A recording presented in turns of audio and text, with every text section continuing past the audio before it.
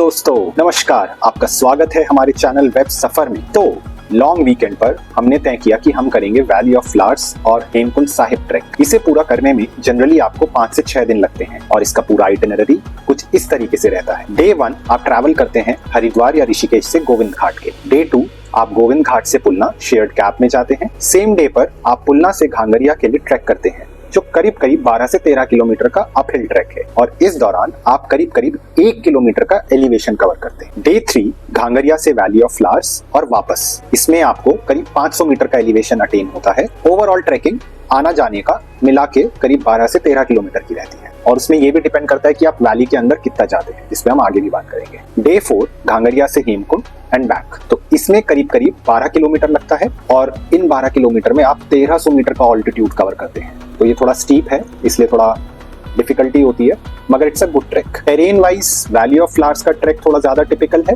क्योंकि कहीं कहीं पर बहुत संकरे रास्ते हैं, लेकिन ऑल्टीट्यूड वाइज हेमकुंड साहिब में थोड़ा ज्यादा टिपिकल होता है क्योंकि कहीं जगह पर बहुत स्टीप चढ़ाई आती है। डे 5 आप वापस घांगरिया से पुलना जाते हैं और पुलना से गोविंद घाट आते हैं।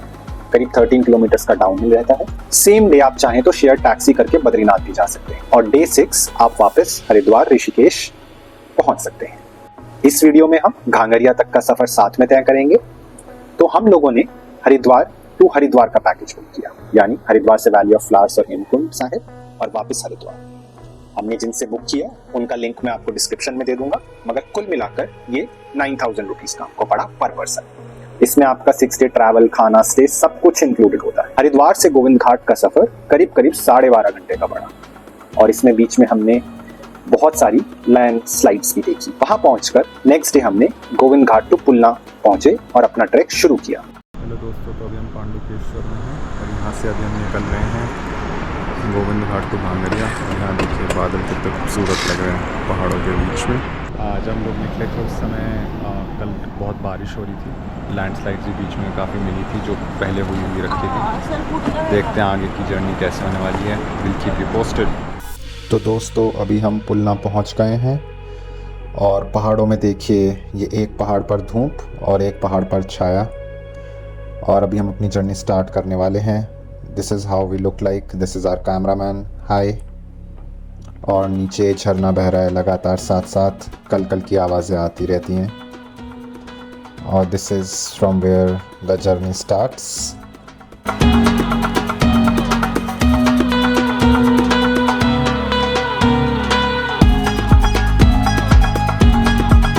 ऑलराइट दोस्तों, तो हम यहाँ पर पहुँच गए हैं और मैं कुछ दिखाना चाहता हूँ आपको। ये देखिए, ये सीम्स लाइक स्नो, मगर ये रिफ्लेक्शन भी हो सकता है, झरना भी हो सकता है।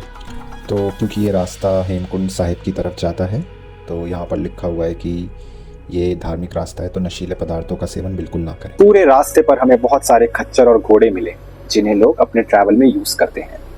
साथ साथ पिट्ठू भी होते हैं। भाई पिट्ठू लोगों की मतलब स्ट्रेंथ देखकर मैं तो हैरान ही रह गया।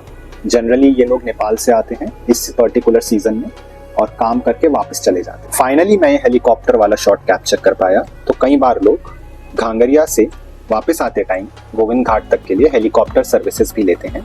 जनरली ये पवन हंस हेलीकॉप्टर्स होते हैं जिसमें लोग बैठ कर जाते हैं और इसका चार्ज अराउंड 3000 to 4000 के बीच में पर पर्सन आता है। बीच बीच में बहुत ही सुंदर नज़ारे थे। हमारे साथ साथ एक झरना बह रहा था जो लगातार कभी राइट साइड कभी लेफ्ट साइड पड़ता था। बीच में थोड़ा ऊंचा नीचा टेरेन था।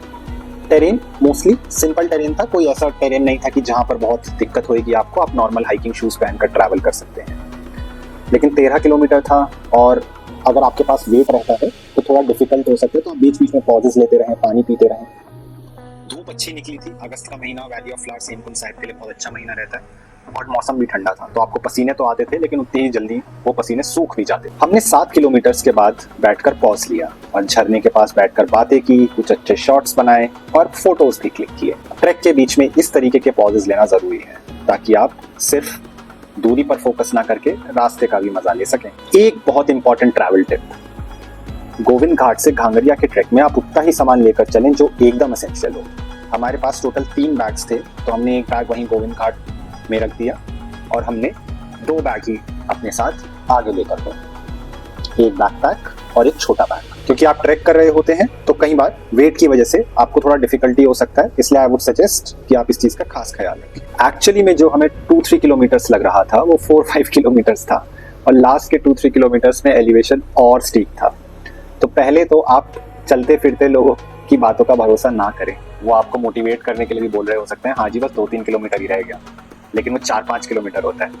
तो अपना थोड़ा विवेक साथ में रखें और देखते चलें।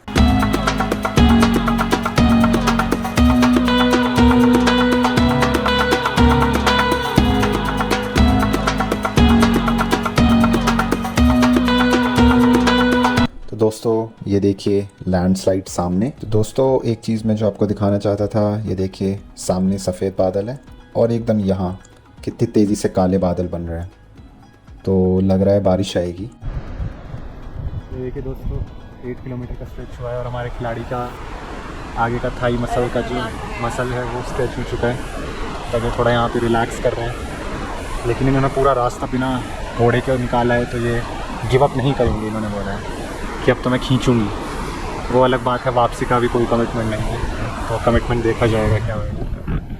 और ये हमारी स्थिति है, ये पसीने हैं जो अभी आ रहे हैं, लेकिन ऐसा नहीं है कि पसीना से कुछ हो रहा है, पसीने सूख के जल्दी है, ठंडा मौसम है और काफ़ी बढ़िया व्यू भी है।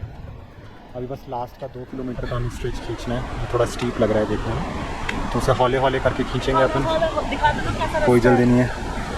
वहाँ से भाई बहुत नीचे से आए हैं, यहाँ पे आई थिंक ये नेचुरली पानी के फ्लो से पूरा रास्ता टूट गया है और ये बादल बनते जा रहे हैं, तो हमें भी जल्दी जल्दी मूवमेंट करना होगा।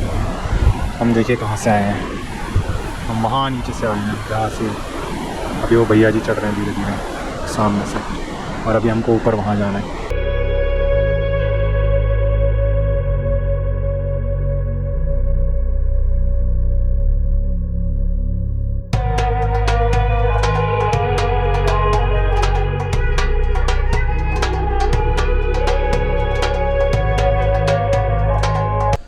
तो दोस्तों अभी हम घांगरिया के बहुत पास पहुंचने वाले हैं। फाइनल 1-2 किलोमीटर का स्ट्रेच बाकी है, मगर यहाँ से व्यू देखिए कितना सुंदर लग रहा है। और बहुत सारे लोग हैं जो यहाँ से हेमकुंड साहिब की तरफ जा रहे हैं, डिवोटीज़ हैं, बहुत सारे लोग सिर्फ वैली ऑफ फ्लावर्स के लिए जा रहे हैं। देखिए कितना सुंदर लग रहा है, और यहाँ पे झरना बह रहा है। तो हम अभी घांगरिया जस्ट पहुँचने वाले हैं नेक्स्ट 700-800 मीटर्स में, मगर ये देखिए हम ऊपर पहुँचे, मगर यहाँ पे आपको विशालकाय तो दिखाई पड़ती है। और सामने 2 हेलीपैड्स हैं, यहाँ पे 2 स्ट्रक्चर्स हैं जहाँ पे H लिखा हुआ है, एक इधर लिखा हुआ है और एक इधर लिखा हुआ है। तो ये 2 हेलीपैड्स हैं यहाँ पे जहाँ से हेलीकॉप्टर जाते हैं। ये सामने का व्यू है, यहाँ पे कुछ खच्चर भी घूम रहे हैं, और आप देखेंगे यहाँ बोर्ड पर लिखा भी हुआ है काजिला हेलीपैड। तो हम घांगरिया पहुँच गए हैं ऑलमोस्ट, और सामने ये हट्स बना रखी हैं, बेसिकली रहने के पर्पस से बना रखी हैं जहाँ पे लोग आकर रुकते हैं। और कोमल इज अबाउट टू रीच। हम बादल एकदम हमारी हाइट पे हैं और ये बीच में पहाड़ है। यहाँ पे हमने अपना पूरा ट्रैक कर लिया, 1 घंटा हमने स्ट्रेचिंग करी ताकि मसल थोड़ा रिलैक्स हो जाए। रिलीविंग वाली स्ट्रेचिंग जो होती है बेसिकली। और उसके बाद हम सामान रख के रेनकोट पहन के आ गए नीचे, वापस 400-500 मीटर, और बैठ के यहाँ थोड़ा नज़ारे का आनंद ले रहे हैं।